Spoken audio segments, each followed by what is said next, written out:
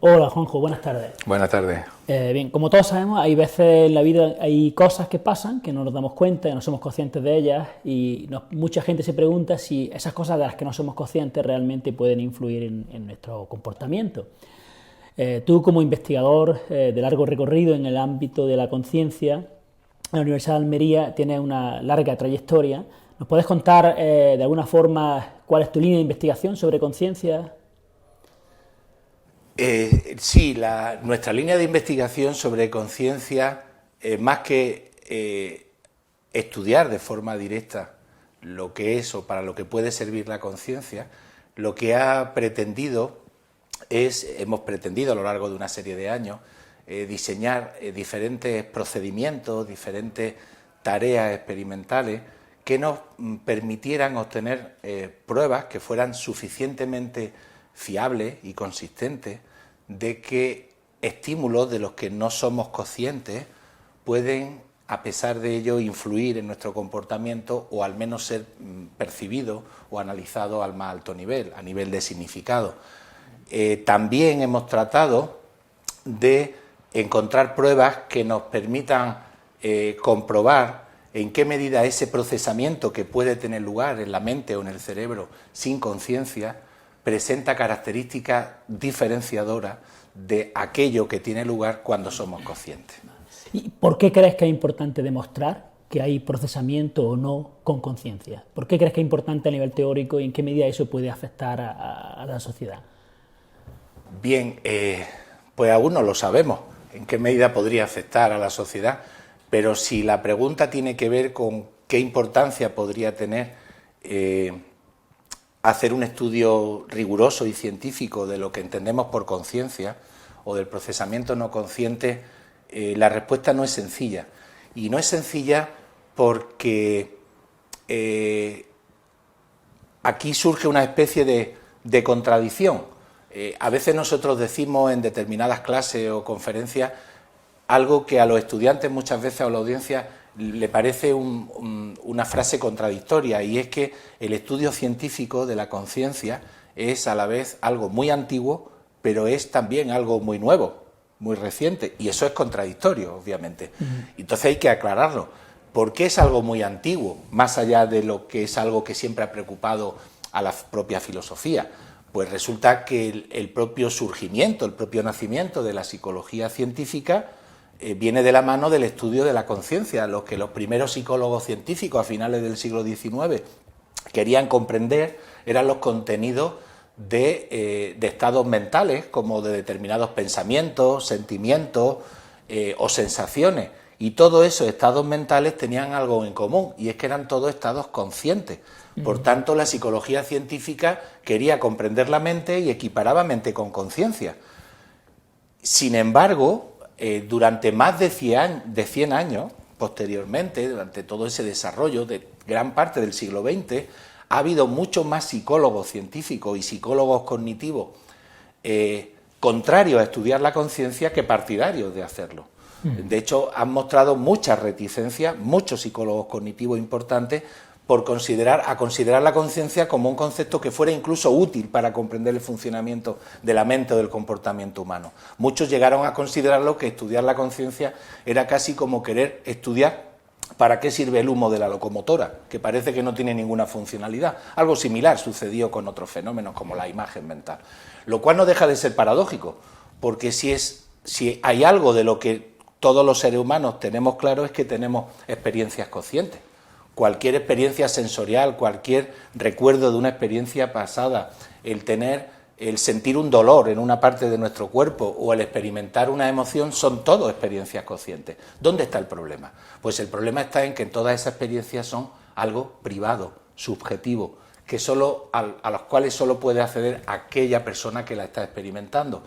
Si la ciencia es el mundo de lo objetivo, aquí viene una paradoja metodológica, y es cómo hacer objetivo algo que es eminentemente personal y subjetivo. ¿Qué es lo que ha ocurrido? ¿Por qué decía antes que el estudio de la conciencia es, sin embargo, un estudio moderno y reciente? Pues lo que ha ocurrido han sido varias cosas, pero resumiendo, por una parte lo que ha sucedido es que la propia psicología y la neurociencia ha ido diseñando mejores herramientas que nos permitan objetivar de alguna manera, sacar un poco fuera lo que es y sigue siendo eminentemente subjetivo. Como con técnicas de neuroimagen hoy podemos acceder a información que 30 años atrás era impensable. Pero por otra parte, yo creo que eso también es muy importante, tanto la psicología experimental como la neuropsicología con pacientes con daño cerebral, como estudios más recientes de neuroimagen, han ido acumulando tal cantidad de pruebas de que nuestro cerebro maneja información en ausencia y procesa datos sin conciencia, que muchos científicos se vieron en la obligación de plantearse para qué nos sirve entonces ser consciente, para qué sirve y qué es la conciencia. Entonces, de alguna manera, es como si los científicos se hubieran visto obligados a estudiar algo que parecía que no servía para mucho, es decir, debe servir para algo. Esa es un poco la razón del cambio. ¿Y tú crees que ese estudio científico en el laboratorio de la conciencia, crees que puede ayudar o puede cambiar la forma de pensar de la gente de la calle? La forma de pensar o lo que entiende la gente por la conciencia puede verse determinado por la investigación. Hombre, no sé si cambiará el modo de pensar de la gente de la calle. Probablemente a más largo plazo podría suceder, pero lo que sin lugar a dudas ya está sucediendo es que está obligando a cambiar, está cambiando la forma de pensar de muchos científicos, y no solo psicólogos, sino también filósofos sobre el propio ser humano. ¿Por qué? Pues por varias razones.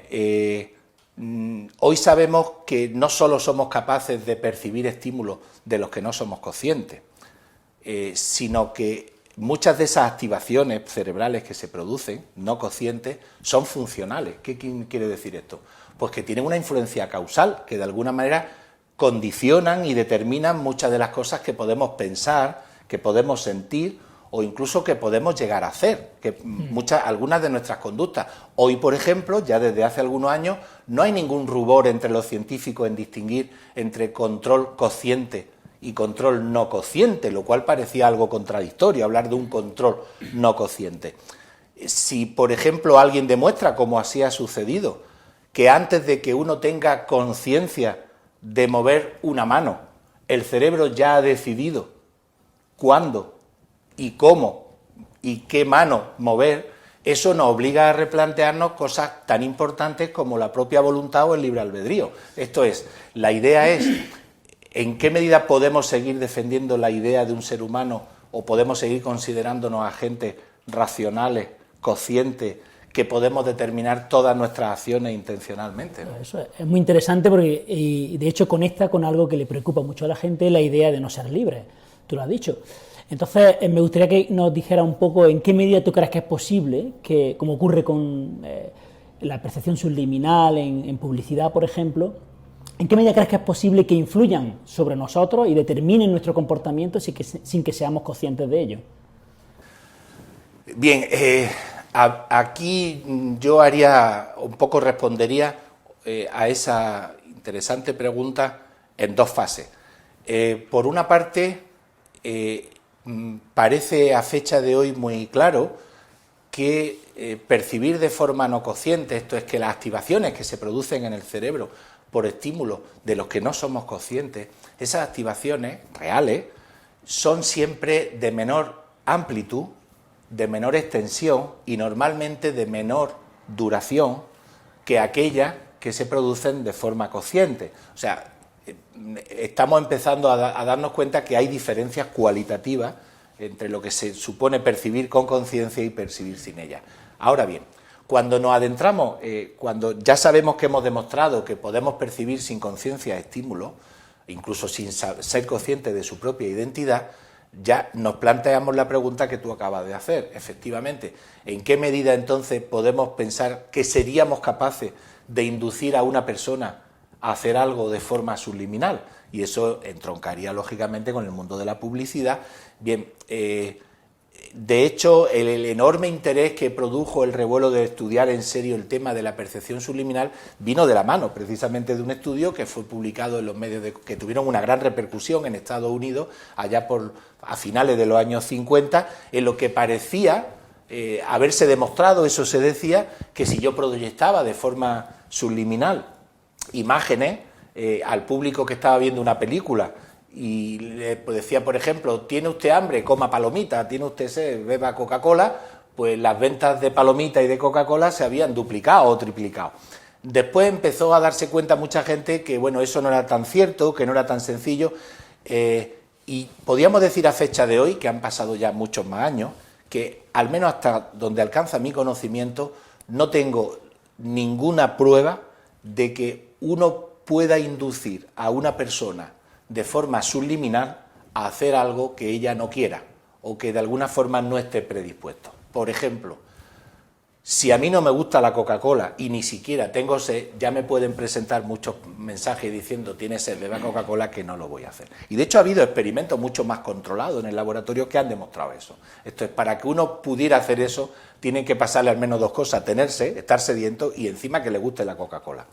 Y esto viene al caso para demostrar que en todos estos años, cuando se ha ido investigando la percepción sin conciencia, lo que se ha venido a demostrar es que la percepción no consciente, aún existiendo, tiene sus propias limitaciones. No solo es menos duradera y menos intensa que la que tiene lugar con conciencia, sino que llevar a cabo una acción voluntaria sobre algo, sobre un estímulo externo que está en el medio, como por ejemplo coger un vaso de agua si estoy sediento, solo sería posible no solo si estoy sediento, sino si soy consciente de la identidad y la localización de ese vaso de agua. Esto se ha encontrado, por ejemplo, con pacientes que tienen ceguera cortical, en los que dicen no ver estímulos que podemos presentar en la parte lesionada de su campo visual, en la parte ciega. Bien, este paciente, si yo le pongo un vaso de agua, no lo va a coger porque dice que no lo ve. Sin embargo, si yo lo obligo o fuerzo al paciente a que coja algo, el paciente me va a decir, ¿qué voy a coger si no lo veo? Bueno, coja usted lo que haya. El paciente piensa que está haciendo algo estúpido y sin sentido, porque no lo ve, pero es curioso ver cómo el paciente, los movimientos de aproximación que hace hacia el vaso y los movimientos que hace con sus dedos, realmente parece que está viendo un vaso. Hoy sabemos que lo ve, pero conscientemente no lo ve. Por tanto, si no soy consciente de la presencia de un estímulo en el medio, nunca voy a llevar a cabo una acción intencional y voluntaria sobre eso. Bueno, pues y eso tiene que ver con la pregunta de en qué medida la percepción subliminal puede modificar. O sea que muchas veces, volviendo al ejemplo que ponía, si yo no tengo sed, no bebo Coca-Cola; si tengo sed y me gusta la Coca-Cola, bebo Coca-Cola. Pero a veces los humanos no tienen las cosas tan claras.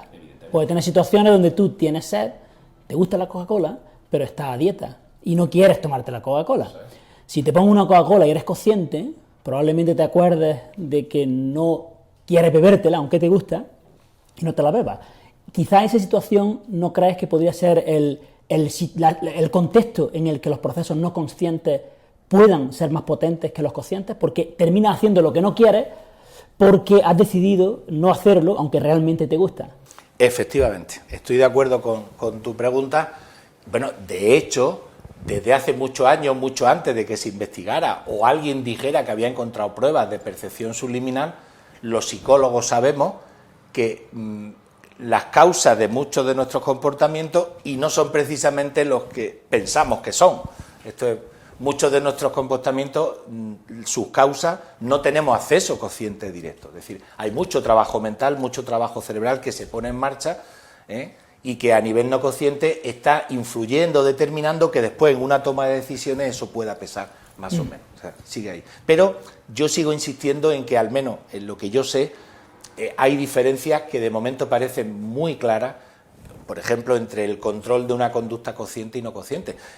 Pasa lo mismo, pienso yo, es similar cuando decimos el control de una acción voluntaria. Es que acciones voluntarias hay de muy diversas clases y hoy sabemos que no todas ellas requieren la misma supervisión de hipotéticos sistemas de control. Por ejemplo, tan voluntario es nombrar una palabra que me ponen en una pantalla o apretar una tecla en el ordenador cuando digo que detecto un estímulo, como bloquear una respuesta que el cuerpo me pide que debo dar. Las dos son acciones voluntarias, pero solo la segunda requiere una supervisión muchísimo más esforzada, lleva más tiempo, más implicación de más partes cerebrales, y en los dos casos estamos hablando de control. Muy bien, ya vemos que es un tema bastante complejo, que yo espero que sigas investigando allí en la Universidad de Almería y nos sigas sorprendiendo con tus investigaciones y tus ideas. Pues no sé si lo haremos de forma subliminal o supraliminal, pero intentaremos seguir haciéndolo. Muchas gracias a ti.